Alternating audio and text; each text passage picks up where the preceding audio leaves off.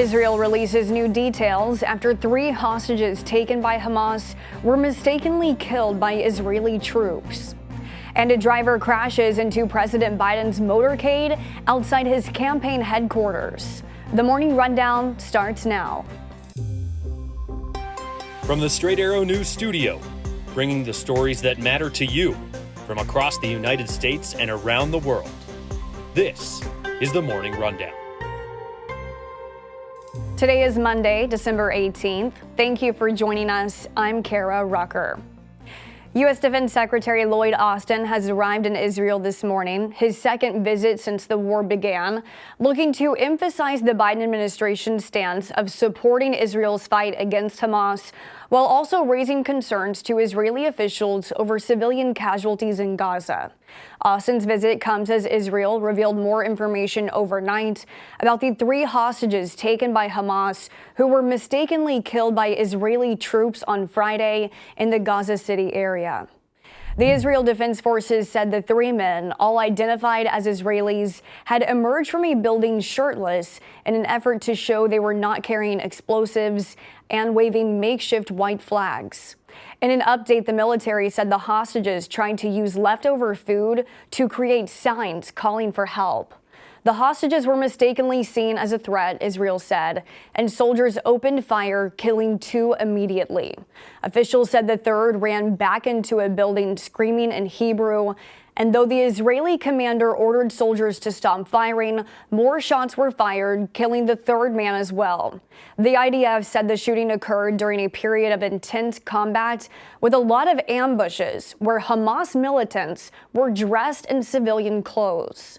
Israel said the shooting violated the military's rule of engagement, prohibiting opening fire on those who surrender. They say troops must follow those rules, including for Palestinians. The hostages' deaths have sparked new calls for a truce, with hundreds of protesters taking to the streets in Tel Aviv, and Germany and Britain now backing a sustainable ceasefire.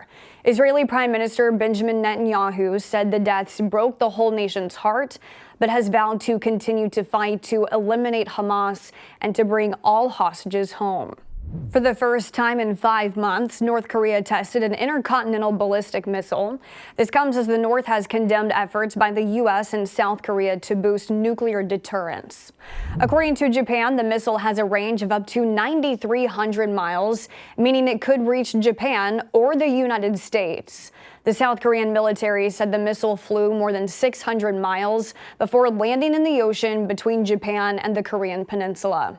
According to reports, the test is the 5th of its kind this year. The U.S., South Korea, and Japan have all condemned the launch. One day before the ballistic missile launch, North Korea launched a short-range missile designed to strike South Korea, as tensions with the North remain high. U.S. border officials have closed 2 rail bridges along the U.S.-Mexico border following a surge of migrants being smuggled into America. Border officials say starting today, it is temporarily suspending all operations at rail crossings in Eagle Pass and El Paso, Texas, to redirect resources elsewhere in its latest move to respond to a flood of migrants trying to get into the U.S. Border officials saying in a statement, after observing a recent resurgence of smuggling organizations moving migrants through Mexico via freight trains, CBP is taking additional actions to surge personnel and address this concerning development, including in partnership with Mexican authorities. CBP has also recently closed the port of entry in Lukeville, Arizona, a pedestrian crossing in San Diego, and has suspended vehicle processing in Eagle Pass, Texas. On Friday, Arizona's Democratic Governor Katie Hobbs sent National Guard troops to the border, calling out the federal government and President Joe Biden, saying that closing the Lukeville port of entry has led to, quote, an unmitigated humanitarian crisis. President Biden and the First Lady were unharmed after a driver crashed into an SUV in the president's motorcade Sunday night outside his campaign headquarters in Wilmington, Delaware. Video shows the president answering reporters' questions just after 8 p.m. when a loud collision is heard.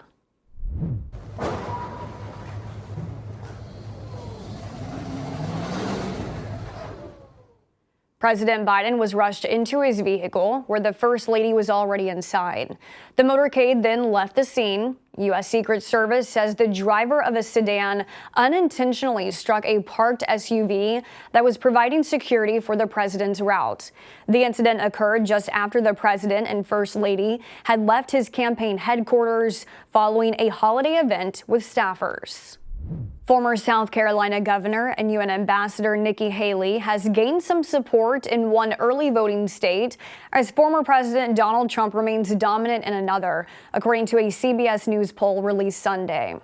With 5 weeks to go until the New Hampshire primary, Haley is consolidating much of the non-Trump vote in the state, with 29% of likely GOP primary voters saying they would vote for her, while 44% say they'd back Trump.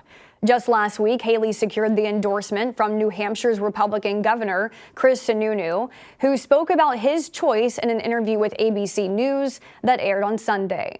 No one in New Hampshire is going to vote for Nikki Haley just because the governor says so, right? You earn it. I think we've been pretty successful in knowing how to earn it, how to engage with constituencies, what's important, not just what the voters want to hear, but how they want to ask the questions. And most importantly, how they're going to earn the trust with folks. We can all agree on a lot of policies. We want to know that as individuals, we come first, and that's exactly what Nikki's bringing to the table. And with just 4 weeks to go until the Iowa caucuses, the CBS News poll found Trump maintains an overwhelming lead, with 58% of likely caucus goers saying they'd support the former president. In this state, Haley sits at third behind Florida Governor Ron DeSantis.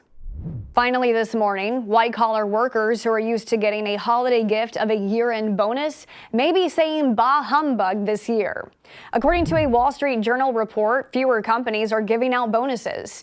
A survey of more than 200 small to mid-size and large companies found that 34% wouldn't give bonuses this year, and that's up from 27% last year, the highest number since 2019. Companies like Meta, Microsoft, and Walgreens have informed workers that bonuses will likely be canceled or at least reduced. But it's not all bad news. Recruiting firm Robert Half says, based on their research, those working in law, accounting, and marketing are still likely to receive their bonuses, ending their year on a high note. These are your top stories for this Monday. Be sure to subscribe to the Morning Rundown newsletter to get the top stories each weekday morning. Just go to san.com/rundown to sign up. Unbiased, straight facts, that's Straight Arrow News. We'll see you back here tomorrow. Until then, I'm Kara Rucker. Have a great day.